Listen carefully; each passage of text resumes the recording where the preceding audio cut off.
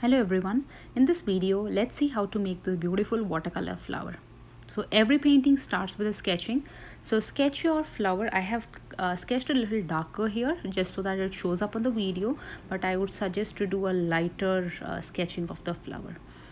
And then starts with the coloring. So for the colors I have used permanent violet and crimson hue.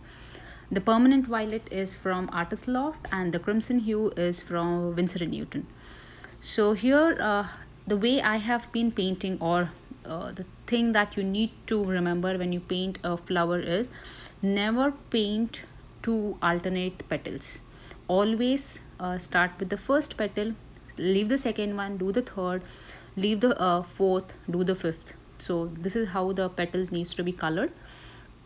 So for coloring, what I have done, or to fill the colors into the petal, what I have done here is I take a very light hue of the violet, that is the violet color paint filled with a lot of water. That becomes my first layer.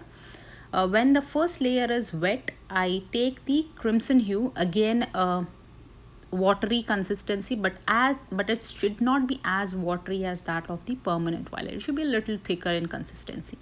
That is used for shading or giving the depth to the petals. So mainly the edges and the base of the petal needs to be given or added with that crimson hue. So if you see a kind of blob or a kind of patch when you add the second color, which means your first layer has already dried. So the better way to fix that is to dip your brush in the water and use that for merging the colors. So that's what I'm doing here in this particular third petal. So my first round has almost 5 to 6 petals, so I've completed 3 of them. So instead of doing the next one on the first round, I'm going to the second round now. So if you see, I've started painting the second petal here. So that is how I paint the petals. The process remains the same. You start with a lighter hue of violet for the entire petal, and then go over with the crimson hue color, or the magenta or the crimson hue, to give that depth to the petals. So in this I am using the Canson paper, the Canson watercolor Excel sheets in 300 GSM.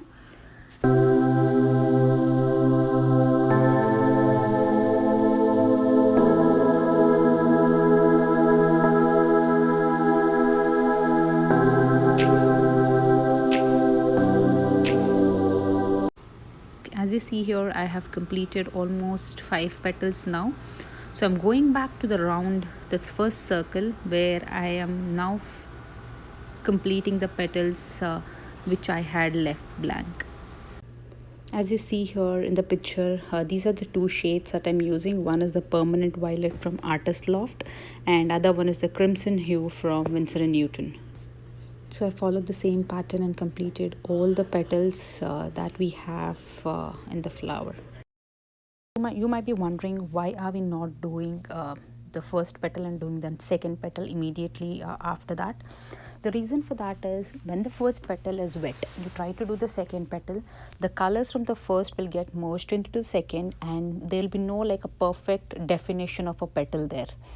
So just to give that perfect petal definition and the shading of each petal, we tend to do it in this way.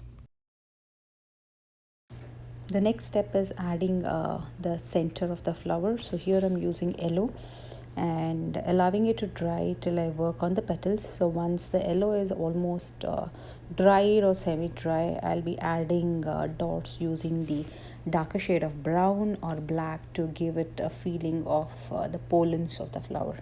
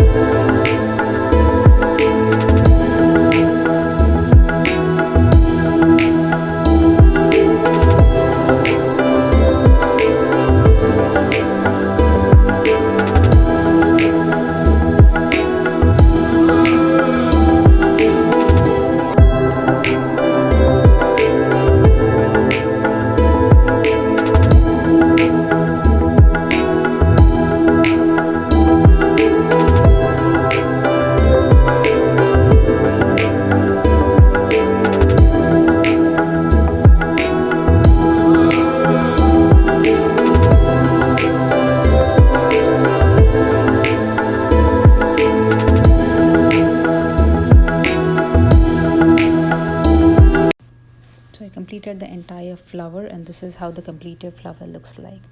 Thanks for watching.